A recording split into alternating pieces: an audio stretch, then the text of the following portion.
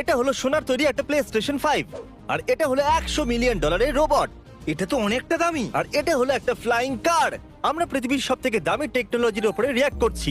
তাহলে শুরু করা যাক এই $10,000 গুচি এক্সবক্স দিয়ে। তার মানে এটা $10,000 আর এটা একদমই নর্মাল এক্সবক্সের মতো, তাই না? আমরা 9,500 ওই বক্সটার জন্য দিচ্ছি। নর্মালি নতুন কনসোল কেনার পর আমরা বক্সকে ডাস্টবিনে ফেলে দিই, আর কেউ যদি এই বক্সটাকে ফেলে দেয় তাহলে সে বলবে, মা কেন তুমি ওটাকে ডাস্টবিনে ফেলে দিলে? ভাবো আমরা আমাদের বন্ধুদের পার্টির জন্য ডেকেছি, আর কেউ এক্সবক্সকে এই গুচি বক্সের ভিতরে করে নিয়ে এসেছে। যদি আমাদের কাছে আরো $4,000 থাকে তাহলে আমরা এই কাস্টম মেড আয়রন ম্যান স্যুটটাকে নিতে পারি। ওয়াও, একদম পুরো মুভির মতো দেখতে। সত্যি দামের দিক থেকে একদম ঠিক আছে। জানি এর দাম অনেক, তবুও কি দারুণ লাগছে দেখতে। আমার হিসাবে এর দাম $20,000 কাছাকাছি হওয়া উচিত। এত দামি? হ্যাঁ, শৌখিন লোকেদের জন্য ঠিক ও, আছে। তো তুমি কি বলছিলে? হ্যাঁ, কিন্তু উঠতে তো পারবে না, তাই না? উঠতে পারবে না তো কি? ওকে দেখো একবার। আমি 14,000 দিচ্ছি, আমি